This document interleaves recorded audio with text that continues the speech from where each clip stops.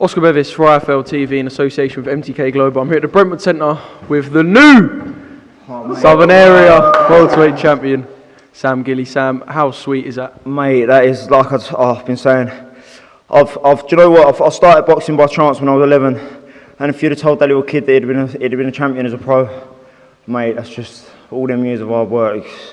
He's sat here. It's mad.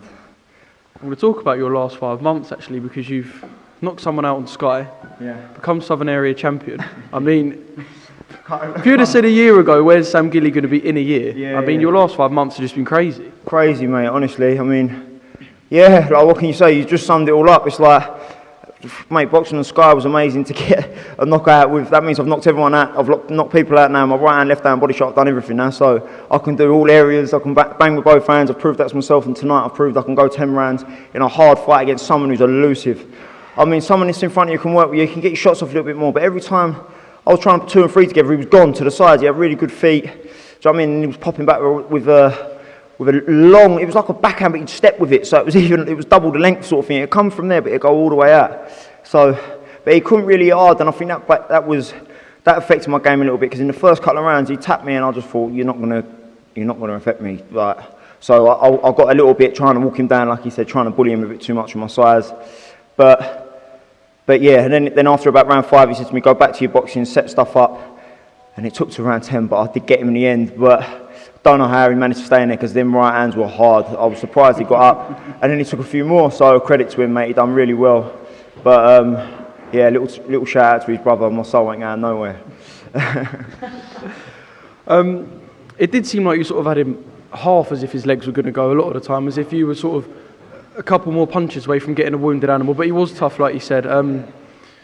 How much sweeter is it when you haven't just won the belt, but you've won it, you know, giving your all, putting your bollocks on the line, and you come out the other side in that sort of manner, rather than just boxing round, you know, been through a war and you come out with a prize? Do you know what? What did we say earlier?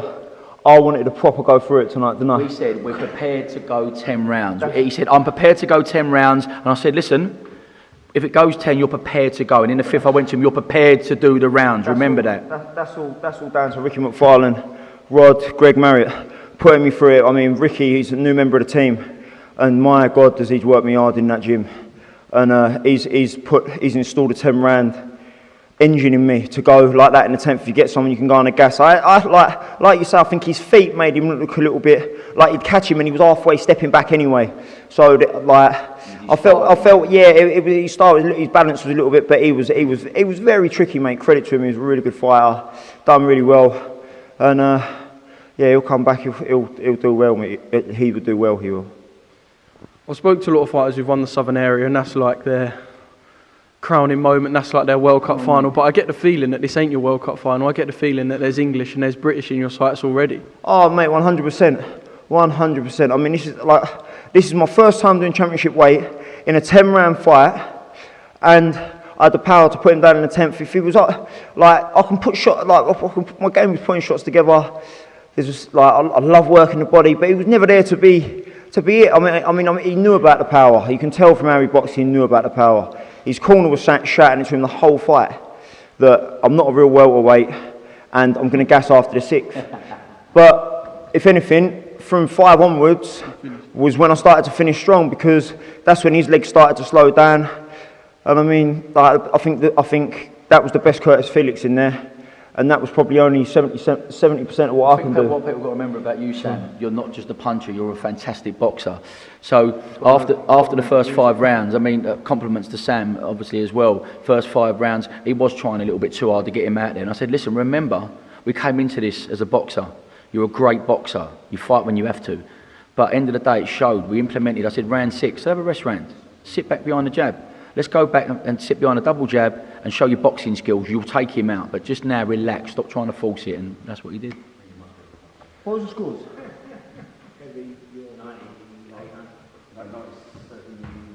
97-93. Yes, I reckon that's about fair. With a knockdown. So I mean, like I say, it was hard to pin down, but we had some great sparring for that. Thank you to Tony Sims and Conor Ben for having us all the time down at Matchroom. They was brilliant the whole way through. But But yeah, where I think where he was, I've got to get used to that. I think where people know I can bang, I've got to set the shot up a little bit, set the shots up a little bit more rather than just going for the one round. Because I think I stunned him in the first round because I hit him and his nose reddened and he just sort of looked at me as if to say nah, and he was on his bike a little bit more. And then I started to get a little bit frustrated. I slowed down a little bit. And like Rod said, I went away from my boxing, but then round 5 he gave me a bollocking, and that's when. So this is what I've been saying. Thank you to him, because without him, I'd still be cutting grass, landscaping. Do you know what I mean? For one of my sponsors, actually, Trendy Landscapes. Every one of my sponsors, thank you. Dan's Luxury Travels, Home Glaze, Trendy Landscapes, like I say, London Recycling, Capital Waste, Blue Rooms Cafe, Ricky McFarlane. Who else? I haven't forgotten no one of them. Greg Marriott, everyone else. I'm sorry if I forgot anyone. I forgot everyone, haven't I? Yeah. Home Glaze, like I said, Colin, Morgan, you've been amazing. Thank you for you guys. Thank you to MTK as well, because without MTK, like I wouldn't be speaking to you guys now. Do you know what I mean? I'd still probably be boxing Joe Bloggs from Lithuania in a 6th rounder. Do you know what I mean? I would. Do you know what I mean? It's like, yeah. Turns up at every show. Yeah. I just got what I said. Wait, delete that bit. Yeah, but yeah. So thank you to MTK. They've changed my whole. Like you say, look at my last 5 months. That's since joining MTK, Lee, and all the boys. Thank you.